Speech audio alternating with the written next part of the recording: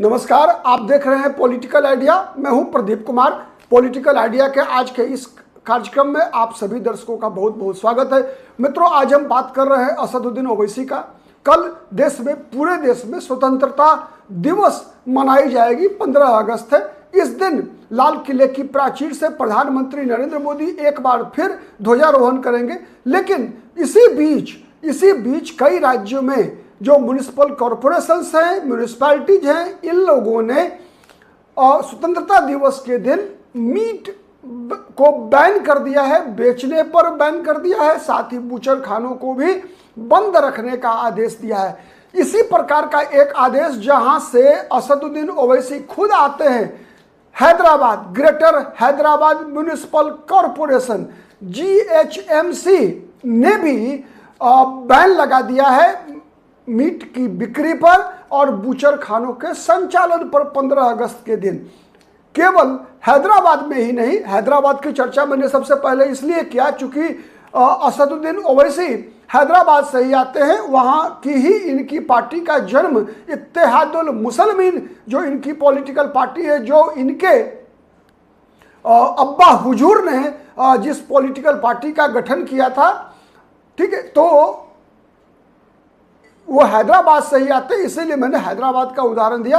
वैसे जो बृहत्तर BMC है, जो बृहत्तर मुंबई म्युनिसिपल कॉरपोरेशन है, वो दिल्ली में भी म्युनिसिपल कॉरपोरेशंस ने बैन लगा दिया है मीट की बिक्री पर और बूचर खानों के संचालन पर।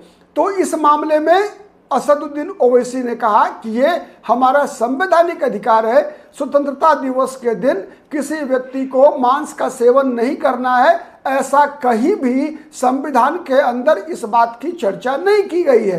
तो फिर किस हक से म्युनिसिपल कॉरपोरेशंस और सरकारें इस प्रकार का फैसला कर रही है? ये कहीं ना कहीं मुसलमानों के साथ एक प्रकार का अत्याचार है, एक प्रकार का कह सकते हैं भेदभाव है। उनके खाने पर, उनके जीने के, चूंकि अधिकतर जो मीट का कारोबार है स्थानीय स्तर पर वो मुस्लिम वर्ग के लोग ही किया करते हैं। तो इस कारण ही असदुद्दीन ओवैसी ने कहा कि इस देश के अंदर मुसलमान सबसे पिछड़ा हुआ तबका है और उसी को लगातार दबाए जाने का प्रयास किया जाता है। लेकिन इसी घटनाक्रम में एक और ट्विस्ट आया। ट्विस्ट ये है कि महाराष्ट्र की दो प्रमुख राजनीतिक दल, एक तरफ शरद पवार की नहीं, मैं बात कर रहा हूं अजित पवार की राष्ट्रवादी कांग्रेस पार्टी, जो कि भारतीय जनता पार्टी की देवेंद्र फडणवीस की सरकार में सहयोगी भी है। तो अजित दादा पवार ने भी ओवैसी की इस बयान का समर्थन किया है और इस बात की आलोचना किया है कि 15 अगस्त के दिन मीट की बिक्री और बूचर खानों के संचालन पर जो प्रतिबंध लगाया गया है, इसको व्यक्ति के एक तरह से संवैधानिक अधिकार पर हमला बताया है। अब हम बात करते हैं, सबसे प्रमुख जो परिवर्तन है वो आदित्य ठाकरे की, शिवसेना बाला साहब ठाकरे जिसके संस्थापक रहे, उनका पौत्र उद्धव ठाकरे के पुत्र आदित्य ठाकरे ने कहा कि हम नवरात्रा के दिनों में भी झींगा मछली चढ़ाया करते हैं, इसीलिए मीट के बिक्री संचालन पर जो है, बूचर खानों के संचालन पर किसी भी प्रकार का प्रतिबंध नहीं लगाया जाना चाहिए। ये सभी जितने भी काम हुए हैं वो कहीं ना कहीं वोट बैंक को ध्यान में रखते हुए एक उकसावे की कार्रवाई है, ये बात आदित्य ठाकरे ने कहा। अब हम आते हैं मूल असदुद्दीन ओवैसी की मांग पर।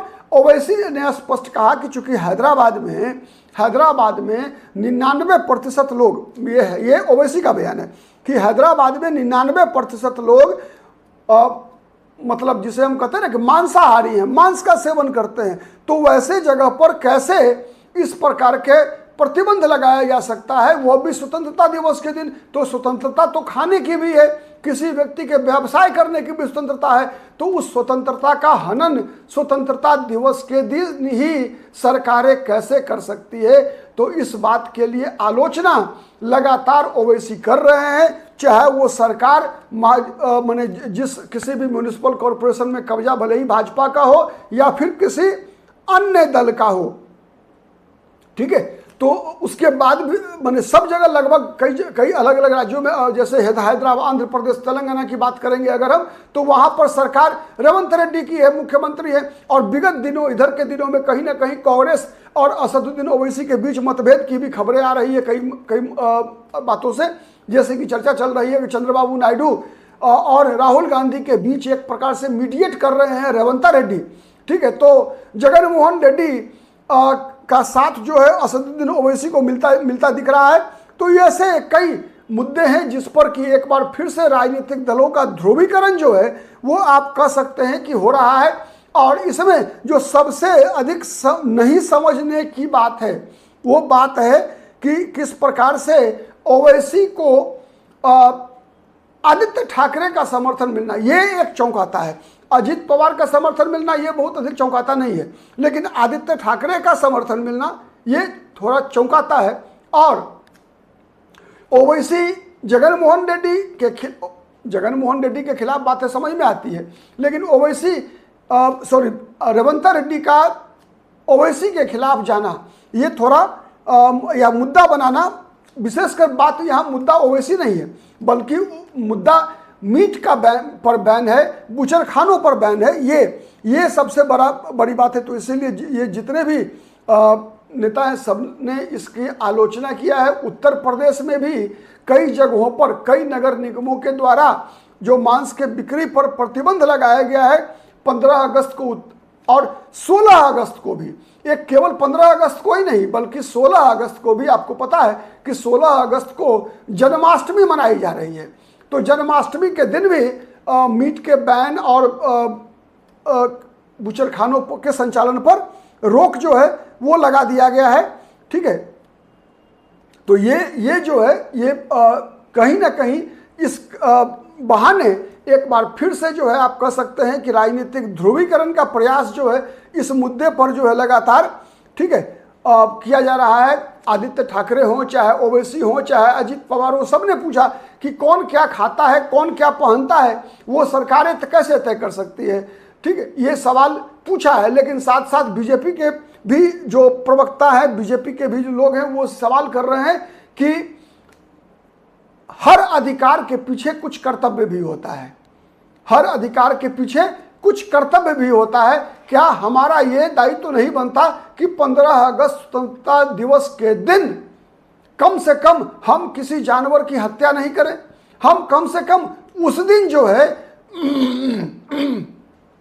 मांस का सेवन नहीं करें। तो ये एक नैतिक बहस जो है भारतीय जनता पार्टी के नेताओं ने छेड़ने का प्रयास किया है। अब देखते हैं कि इस मुद्दे पर जो है फिर से माने ओवैसी और ओवैसी के समर्थक जो राजनीतिक दल में नहीं कहूँगा, मैं कहूँगा कि भारतीय जनता पार्टी के विरोधी जो राजनीतिक दल हैं, जैसे अगर हम आदित्य ठाकरे की बात करते हैं तो आदित्य ठाकरे की बात सीधा समझ में आने वाली बात है, क्योंकि यहाँ पर दलीय प्रतिद्वंदिता है। मुख्य रूप से अगर हम देखें तो ये वैचारिक प्रतिद्वंदिता नहीं है, ये दलीय प्रतिद्वंदिता इसलिए है कि यही आदित्य ठाकरे, यही शिवसेना अगर आज भारतीय जनता पार्टी के साथ गठबंधन में होती तो फिर ये आदित्य ठाकरे का बयान क्या होता, आप अनुमान लगा लीजिए, ठीक है। तो ये केवल इतना ही समझने की आवश्यकता है कि यही आदित्य ठाकरे।